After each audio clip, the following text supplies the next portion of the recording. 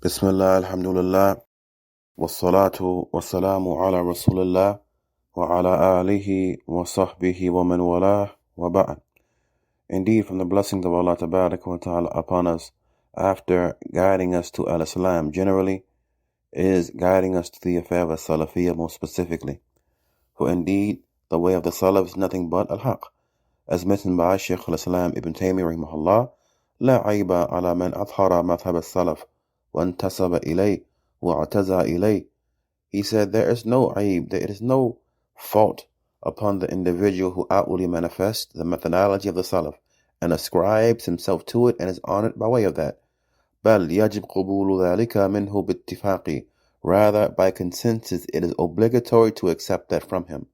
فإن مذهب السلف لا يكون إلا حقا, because the methodology of the Salaf is nothing except the truth. This is the end of his statement from Majmu' al-Fatawa. But what is the methodology of the Salaf? Is it something new? The great Imam as-Sam'ani has a book named Al-Insab, in which he explains ascriptions and that which they mean. He mentions therein concerning the word Salafi. As-Salafi bi fath as-sin wal lam, that this term Salafi having a fatha upon the sin and a fatha upon the lam, he said, هذه النسبة إلى السلف. This is an ascription to the Salaf. وانتحال مذهبهم على ما سمعت. And it is an attachment to their methodology based upon that which is known amongst us. So here we have Imam as-Sam'ani, who died in the year 562 after the Hijrah. All of these years ago, here he is explaining this term Salafi and what it means. Therefore, without doubt, those who deem Salafiyyah to be a new thing and deem it to be something innovated and new for one to refer to himself as Salafi, they no doubt are in error. So who are the Salaf? The Salaf are the Prophet Muhammad sallallahu alaihi wasallam, his companions, and those who follow them in excellence until the day of judgment. And they are those who we have been commanded to follow. We are all familiar with the hadith of Irbad ibn Sariyah, wherein he said, Salla lana Rasulullah sallallahu alaihi wasallam salat al-subh, that the Messenger of Allah sallallahu alaihi wasallam prayed the morning prayer along with us. ثم أقبل علينا فوعظنا موعظة وجلت منها القلوب وذرفت منها العيون. And then he turned and faced us and admonished us with an admonition that caused the hearts to tremble and the eyes to shed tears. فقلنا يا رسول الله كأنها موعظة مودع. We said, O Messenger of Allah, it is as if this is the admonition of one who is bidding farewell. فأوصنا, so advise us.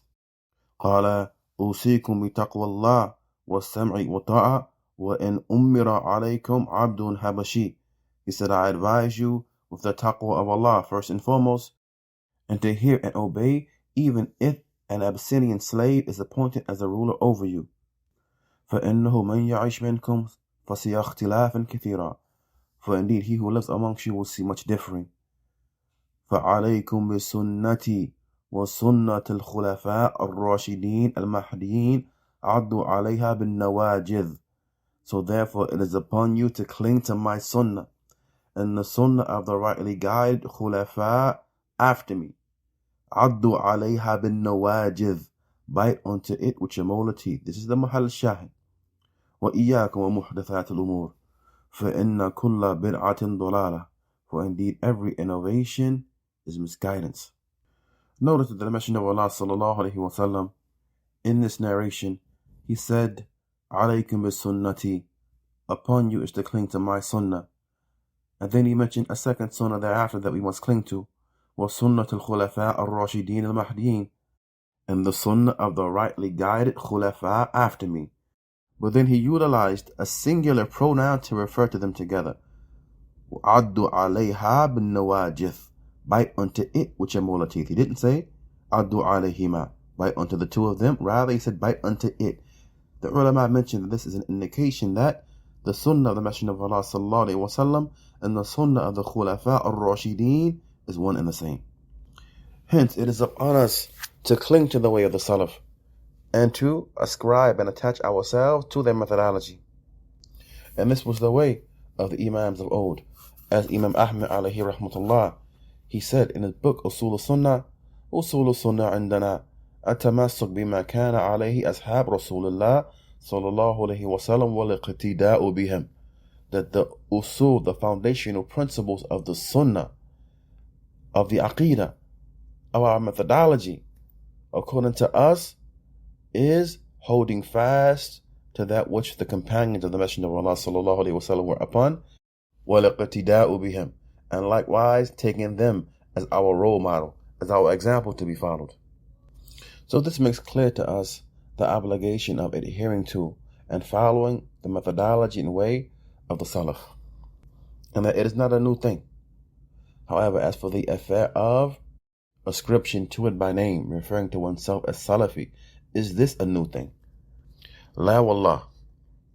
For here we have the great Imam al-Dhahabi inside of his book Siyar A'lam al-Nubala, mentioning the biography of the great Imam ad-Daraqutni, who died in the year 385 after the Hijrah.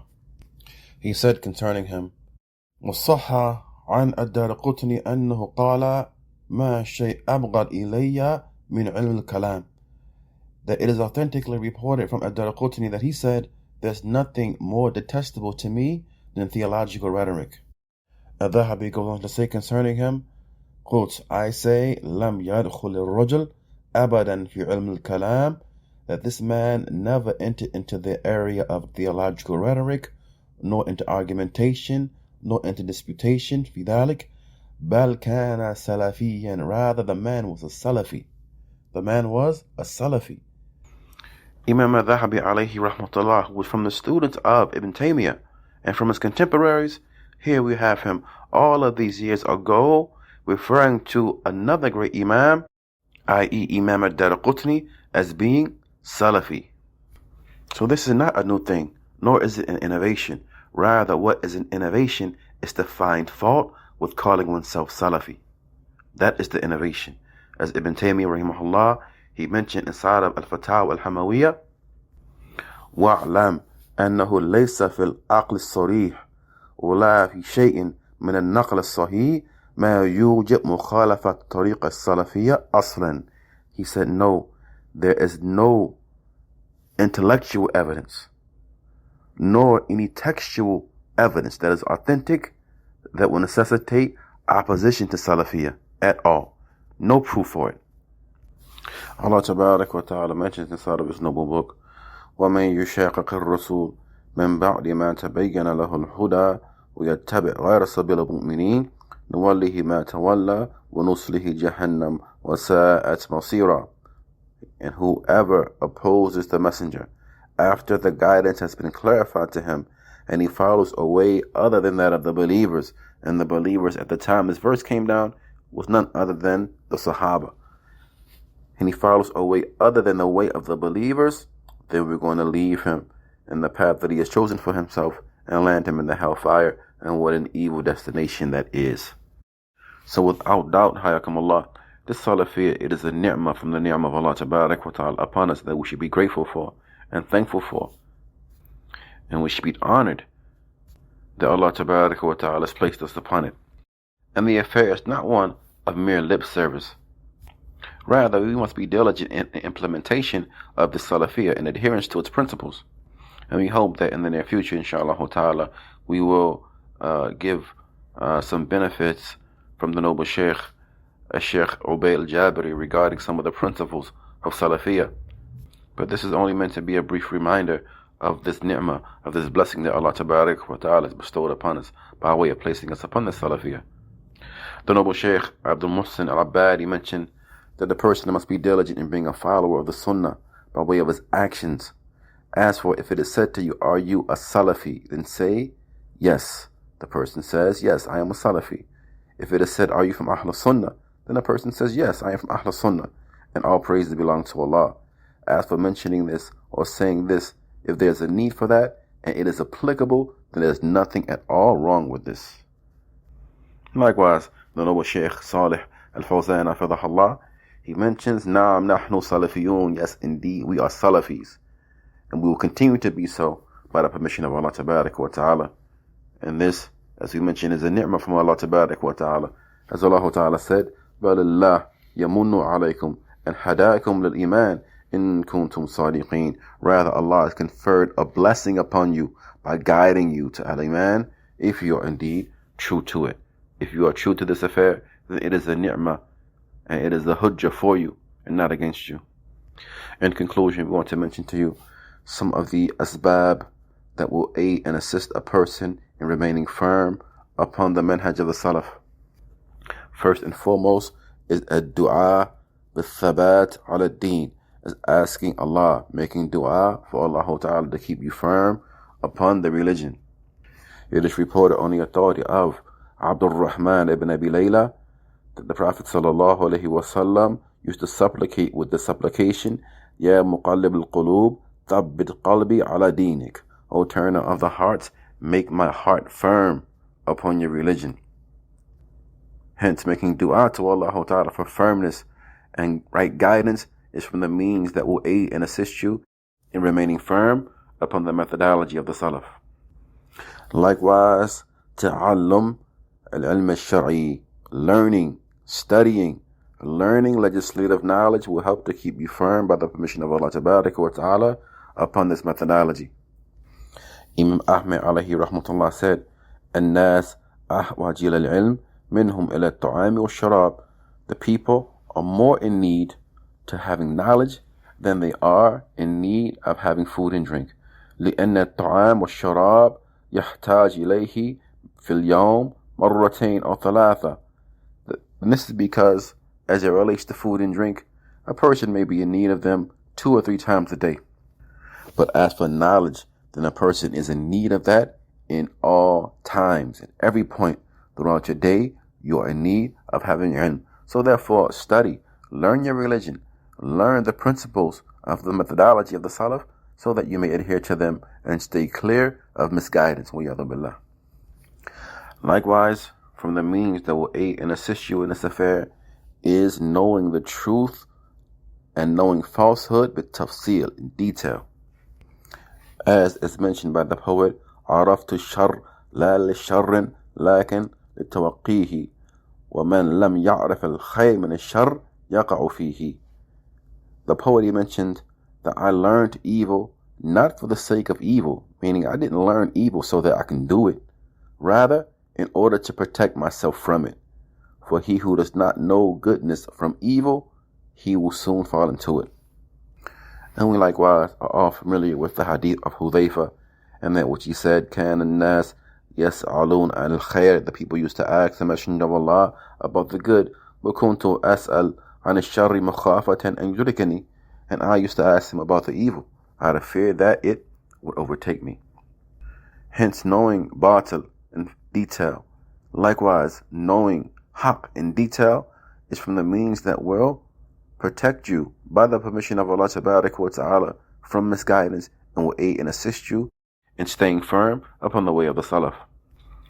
Likewise, from the means that will aid and assist you in remaining firm upon this way is luzum al-ulama as-salafiyyin, is holding fast to the Salafi scholars, and likewise the Salafi students of knowledge and your Salafi brothers, remaining firm, staying with them, staying connected to them. And this is due to that which is reported on the authority of Abu Musa al-Ash'ari, that he said, قال رسول الله صلى الله عليه وسلم المؤمن للمؤمن كالبنيان, that the believers to one another are like one solid building, one solid structure. يشد بعضه بعضا, some parts of it strengthening and supporting other parts. And he interlaced his fingers to illustrate.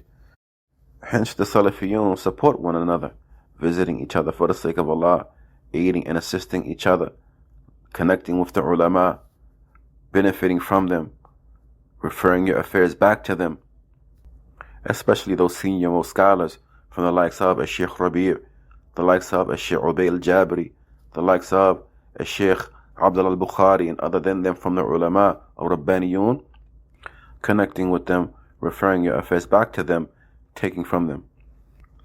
Likewise, from the means that will assist you upon remaining steadfast upon the way of the Salaf, al-Burd is staying far removed away from أهل الأهواء والفتن, the people of desires and the people of fitna. Staying far away from the people of desires and the people of fitna, the people who will stop at nothing to lead you astray. And likewise, staying away from their apologists, those who seek to make an easy environment for them. For the Salaf as-Salih, they would say that the one who sits with Ahlul Bid'ah is harder upon us than Ahlul Bid'ah. Because the people of Bid'ah, they can't fool you. You know who they are. Their affair is clear to you. But as it relates to those who are their sympathizers, the people of Tamyir, then those are the individuals who are more severe upon the Salaf than Ahlul Bid'ah themselves. And Shaykh ibn Baz, he was asked regarding the individual who praises Ahlul Bid'ah and commends them, is he considered to be from amongst them? The Shaykh, he said, Na'am, ma fihi shak. He said, yes, there's no doubt about this. Man athna alayhim wa madahahum huwa da'in ilayhim. The one who praises them, speaks well about them, then he is a caller to them. Huwa min du'atihim. He is from their callers. Wa nas'alullah al-afiyah. We ask Allah for safety and security. Lastly, in conclusion, we mention that amongst the means that will aid and assist you in remaining steadfast upon the methodology of the Salaf is tark mujadala al-mukhalifin, is abandoning argumentation with the mukhalifin. These individuals, they want to draw you into arguments in social media platforms, on WhatsApp. They want to argue with you on Twitter. They want to argue with you on Facebook. They want to argue with you. Don't argue with these fools. It is not from our way to give them the time of day and to argue with them. And we're familiar with the narration wherein two individuals from the people of desires entered upon the great Imam Muhammad ibn Sirin, and he said, Ya Abu Bakr, nuhaddithuka bihadithin. They said, Oh Abu Bakr, we want to narrate to you a hadith. We'll narrate to you a hadith. What's wrong with this? Hadith of the Messenger of Allah alayhi wasallam. But it was who they were. Naam ibn Sirin, he said, La, no. Qala, they said, فَنَقْرَأَ عَلَيْكَ آيَةً. They said, well, let us recite a verse of the Quran to you. The Quran. Let us recite a verse of the Quran to you. Qala la. He said, no. Then he said, either you stand up and leave, or I'm going to leave you. So the two men got up and left. After which, some of the people asked Ibn Sirin about this. They said, Ya Abu Bakr, ma kana alayk an yaqra ayah min kitab Allah. They said, well, Abu Bakr, why wouldn't you allow them to recite to you a verse from the book of Allah Tabaraka wa Ta'ala? Qala, he said, Inni khashitu an yaqra ayah alayya, that I was afraid that they would recite a verse to me and thus distort the meaning of that verse, and this distortion of theirs would enter into my heart. Protect yourselves. Safeguard yourselves by the permission of Allah Tabaraka wa Ta'ala. Don't get into argumentation with the likes of these individuals who want to argue with you, cause fitna on social media, over the phone, text message, and its like. Rather, ask Allah Tabaraka wa Ta'ala for safety and security, and to keep you steadfast upon this methodology. I ask Allah Tabaraka wa Ta'ala for myself and for you steadfastness upon the way of the Salaf, and I ask Him for protection from misguidance, and to make us from those who are grateful for this ni'mah. إنه ولي ذلك وقادر عليه وصلى الله وسلم وبارك على نبينا محمد وعلى آله وصحبه أجمعين.